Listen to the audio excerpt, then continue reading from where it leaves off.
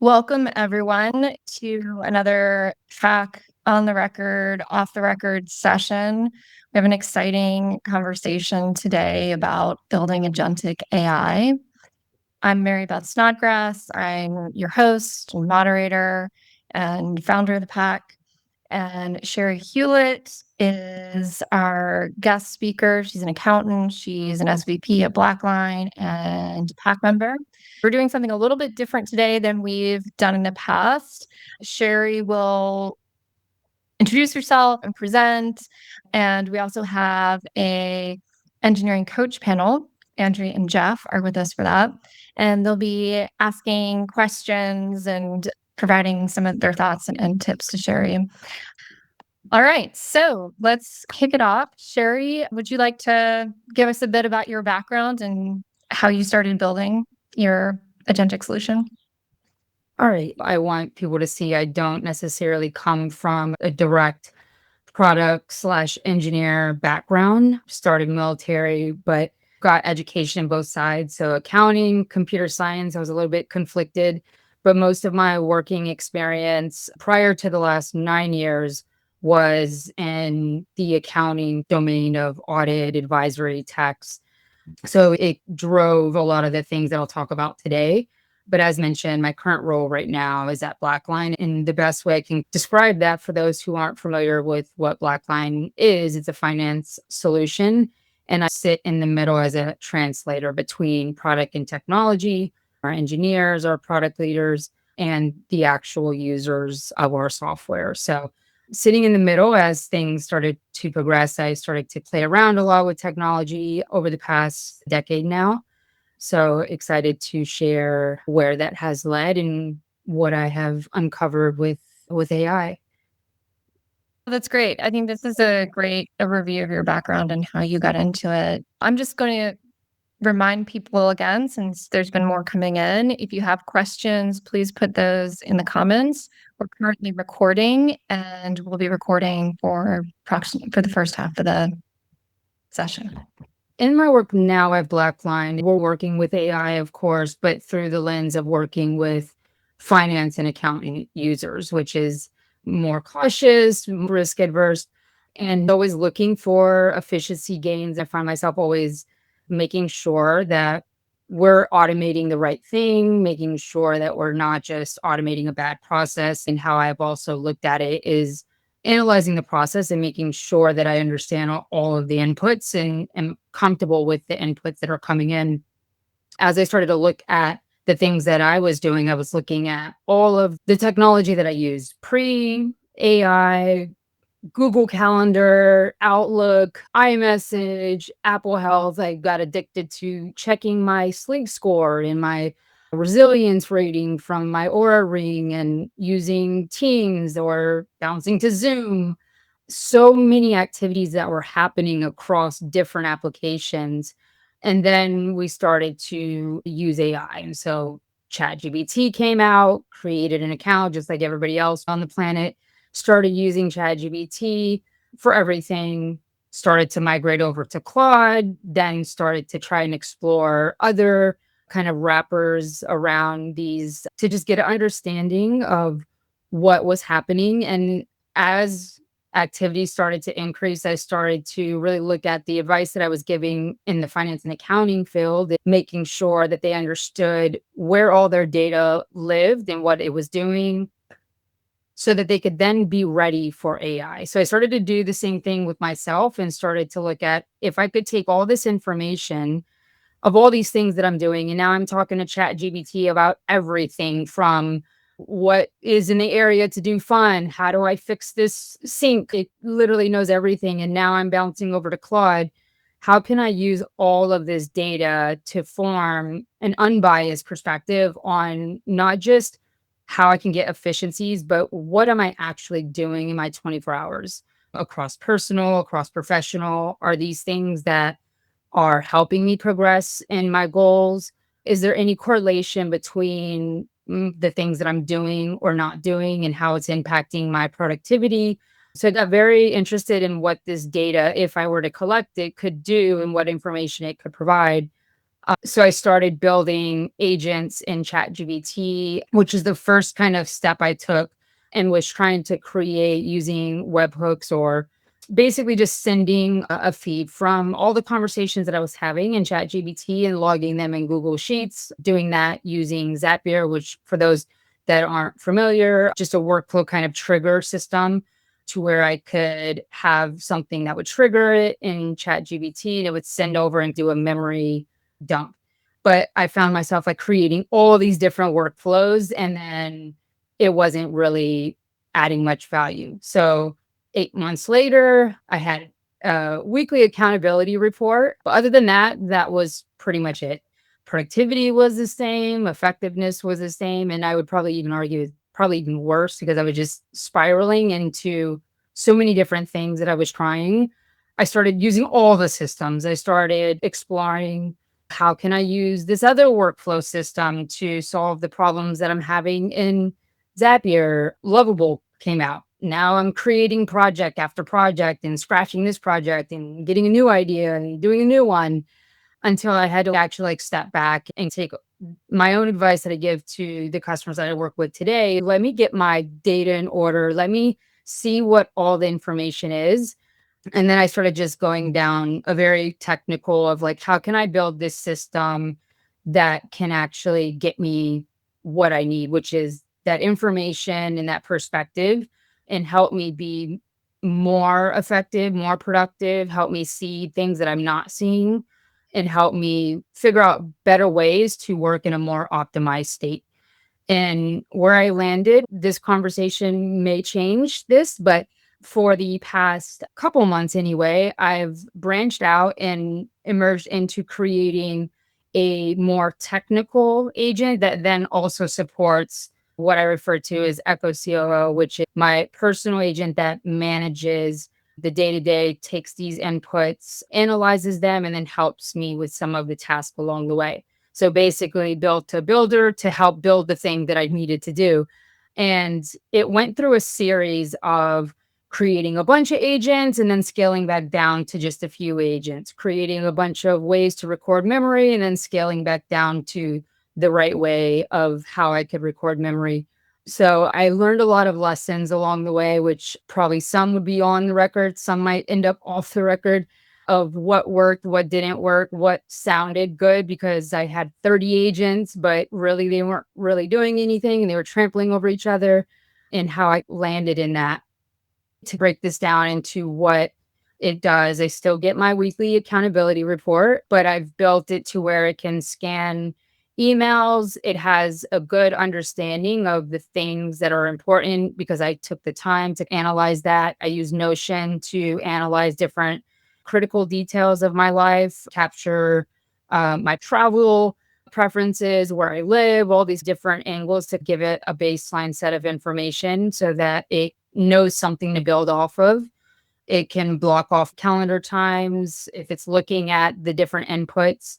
It does give me my actual dashboard that will populate. But I think the part that I was missing 8 months in was it was scanning all this information. It was breaking along the way. Wasn't for sure certain if one of my inputs had failed and I wasn't getting right information. But I think the missing piece to make it more impactful was I needed to have inputs of what to do. If you see a relationship between I didn't work out this week. My productivity went down. If I work out for an hour, my productivity will go up. So then suggest that I work out for an hour, block off that time on my calendar, and then hold me accountable, which has been pretty effective. The week before, it told me the same scenario that I'm giving. It said I needed to take a morning walk every single day. And then it nudged me and said it knew I wasn't taking a walk because it was looking at my health app and it saw that my heart rate wasn't increasing during that time. So I didn't take my walk. So that accountability of what you're not doing it and nudging you when you're not actually doing it. So that's where I landed. It's been and probably will continue to be ongoing. There's lots of hurdles that I came across and still come across, but it does, for now at least, add a lot of value. It gives me a lot of in between information. I think a lot of times, at least for me, I have so many apps, like I talked about, that give me very singular points of information, but nothing that correlates them together. How does my health app tell you a story about my productivity? Looking at my calendar, does it align to what I'm doing? The 4 hours that I spent talking to Claude about something completely different, was that a distraction? Am I wasting time getting distracted and spiraling? So those are the things that it does help me with today. I'm just continuing to build from there. It does do a good job at capturing the information that needs to be recorded and logging it in its memory. So when we're talking, I'm also listening and looking for different things about you that I can make a note of. For example, if I mention in random conversation that I don't like shrimp, then it would remember and log that as a preference. So it intentionally looks for these keywords that I say in conversation to enrich the knowledge it has about me as a person, but also some of the things that I'm working on the CTO side, where we left off at, where we're trying to get to, what does MVP look like, and keeping me on track. But I do find it not always retrieving those memories. So even though it recorded, I don't like shrimp like it should have, it will later then still suggest a shrimp menu item on occasion. So that retrieval and application of memory is still a struggle. And then making sure that it always operates from the set of instructions. If you've played around and created agents, even in ChatGPT or Claude, created any sort of agents, they will mid-session start to gear away or go off track from what they are designed to do. And I find the same thing as I go through. It starts to forget its function. For example, my CTO agent will come to me and ask me for technical considerations on what it should build. And I have to remind it that you are the builder. You're supposed to tell me and I'm supposed to approve it.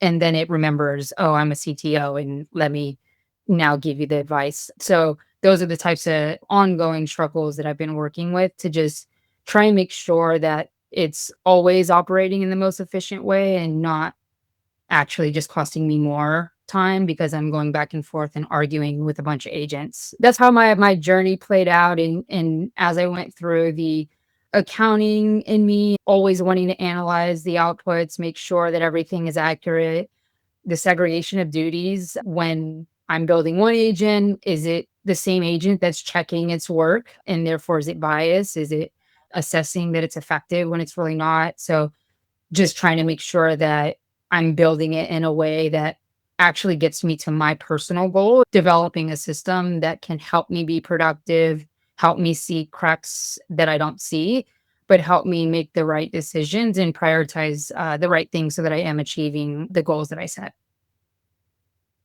That's the journey that I've been on for the past, what, year now. It's so great that you're willing to share all of this with everyone. I know there's plenty of other people probably on this call who are building similar personal solutions or their own personal solutions. And so thanks for sharing this with everyone. I think it's great and it's really helpful to see. Andrew, do you want to quickly introduce yourself and then Jeff can introduce himself and share about your experience? Yeah, hello guys. Hello everybody. Thank you for having me here. And my name is Andrew, and I am running the agency, and we help companies to automate all AI related stuff. And also we use AI everywhere in all aspects of our company as well. And we do a lot of these things. And I used to be software engineer, and the AI helped me to return back on the field. Thank you guys. Well, yeah, I'm Jeff. Been in the industry for a while. Been at Google for 10 years, Snapchat for 7, and then I'd say over the last year or so, I've been very focused on personal AI projects as well. So just lots of opinions, and you can see my posts on LinkedIn, some crazy AI posts. Marissa has a couple questions related to what Cheri was talking about regarding workflows and privacy and security. Marissa, do you want to ask your questions? Yeah, sure. First of all, thanks, Cheri, for the presentation. I think it's very brave of you to share what you're working on. And also, it's hard to visualize the agentic functionality. So I felt like you did a really good job of that. A couple of things. So I love that you had started with Zapier. And Zapier was really the tool that spurred my first question, which is what is truly agentic versus workflow automation? So I did see that you had gotten some review and recommendations from the work, but I would imagine that that required whatever tools you were using to learn from the data you provided. So would love to know if there was anything else that was really agentic versus just workflow automation. So I've started to introduce more agentic capabilities on the build side of the CTO of what it's actually doing. So giving it a little bit more freedom to make some decisions. So a lot of the agentic is on the actions that it's taking. I've run like simulations at night and have the teams go off and research, and they create their own agenda of what needs to be researched and the amount of time. Then in the morning, it returns back all of the results and what it concluded. So that's where I have some integrated agentic capabilities. On the actual personal side of what I'm getting back, the only kind of agentic capability right now is the reasoning layer. It synthesizes and brings everything together and makes these suggestions on what to do and what would actually drive an impact. And that's because it's also running a simulation of if I did have this increase in activity because it has seen me have an increase in activity before, what would my productivity have been? So it does factor in the reasoning layer through that workflow to get to the suggestions that it gives me. God, help. I don't know if that answers your question, but No, it does, because I think that it's interesting because I'm seeing that a lot of things when I hear about it is also tends to be more workflow automation versus agentic. So I'm trying to tease that part out. And then the second question is really around on guardrails around data and also privacy. So the ingestion of data is used essentially for the systems to learn, but a lot of data tends to be sensitive, especially those in work environments. So we'd love to hear about how you're managing it. yeah, so I use a couple of things. So for one, on a lot of my secure information, like my actual personal details that it's using, even things that are like my Delta travel reward number and stuff like that, I store in Vault in Supabase. So I do put it in a certain storage area.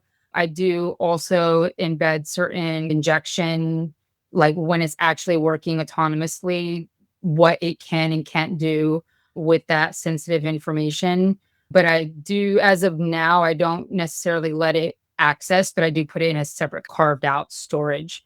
So as I start to learn a little bit more and get further down and start to trust it a little bit better when it comes to that, I'll probably explore that. But right now, it's just based off of the instruction, what capability, what permission is granted on what it can do.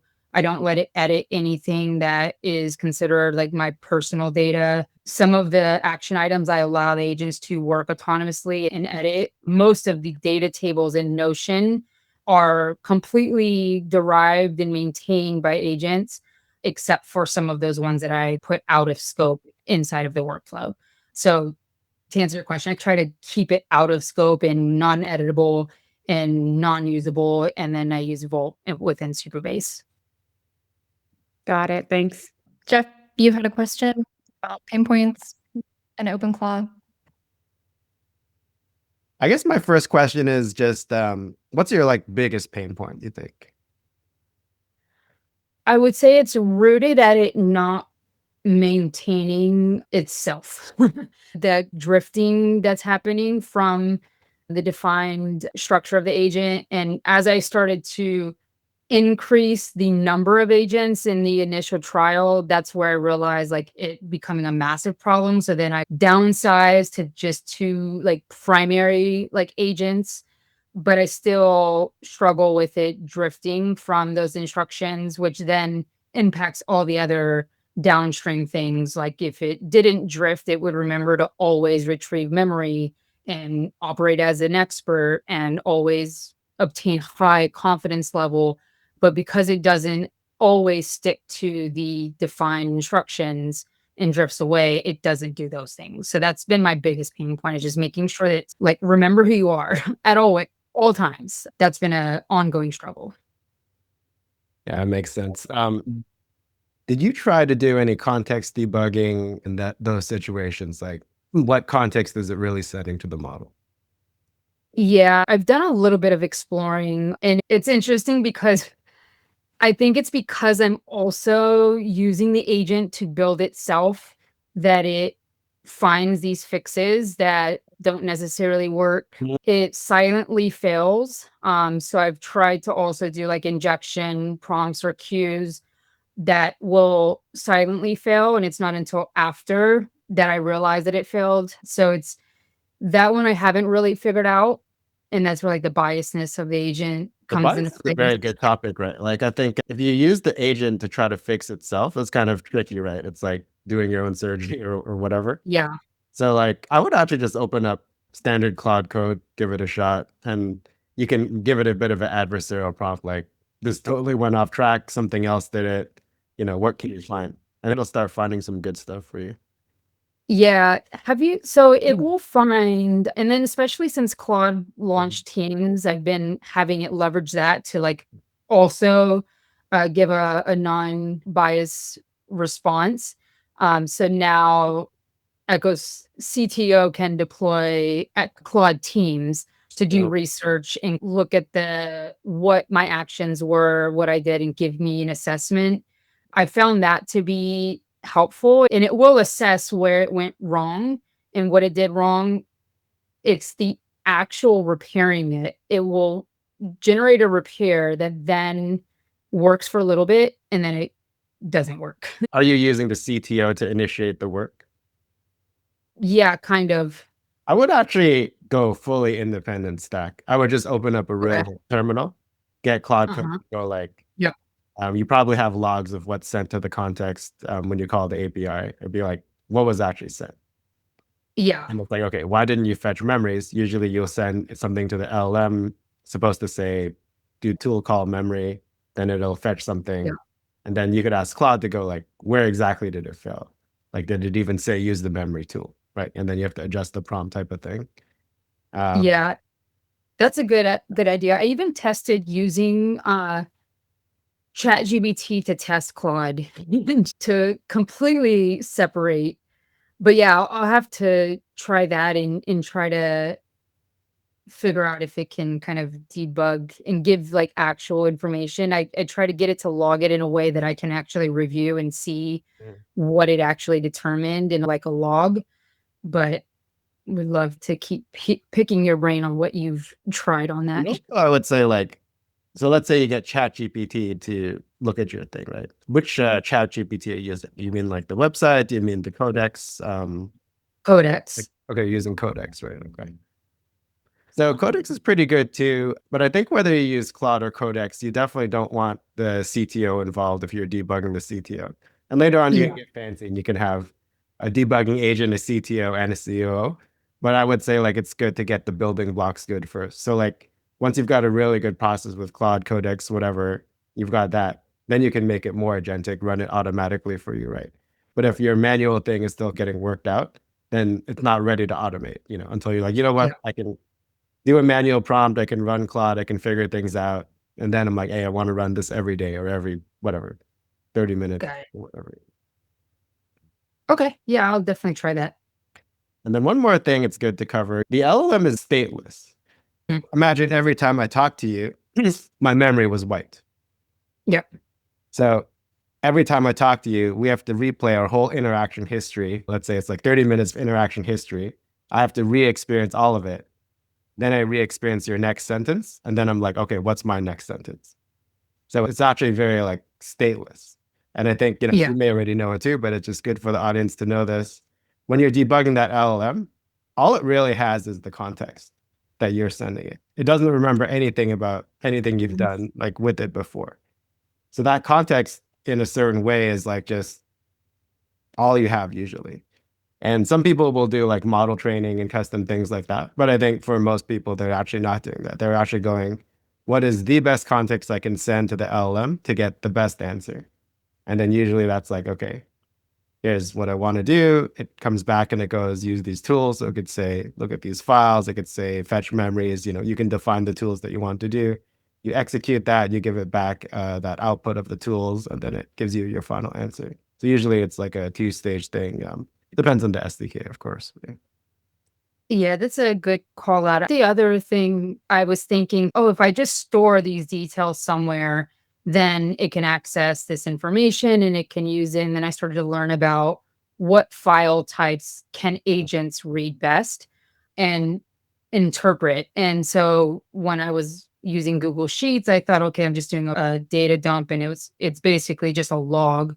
And it wasn't really treating it like a memory. So from the way that it was actually logged, it wasn't correct. I switched over to Notion. I started to use that, but I found that JSON works the best, at least for what I've gotten to. So the memory, I started to use Mem0 and then started to do staging so that, like you said, when it retrieves the memory, it doesn't pull all the memory. It just returns back the memory that is ranked the highest as of that point in time, but I'm still struggling with how to archive or reduce the staging as time progresses. Like if I had a memory of something that I was doing 2 months ago, I don't want it to keep bringing that up. And I find like sometimes it still does, even though like we're past So that thing that was two I months think ago. either by default or with their common plugin, OpenClaw has this memory decay thing where if you haven't accessed something for a while, it starts reducing the score or something like that. But to another topic, I know you didn't want to get into SDK because you don't want that full control.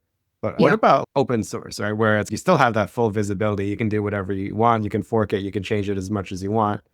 You are dealing with more complexity, but then the trade-off is some solutions will work for you because a lot of other people are using it.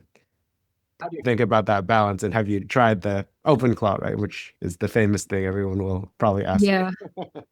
I did try OpenClaw SDK. I ran through and I'll be honest, I didn't give it as thorough of a try, but I did go in and try to. I think it was just because I didn't know how to access and I wanted it to know me, and I didn't know how to see the information. Like I wanted it to almost be like a fly on the wall with me all times, and like to see things and memorize things the way that I wanted to, which I think everybody on the planet that's building super agents, they're trying to mimic the human brain. And that's like my goal. I want to have his agent kind of retrieve and hear things that maybe I didn't hear. And that way I could just focus on other things.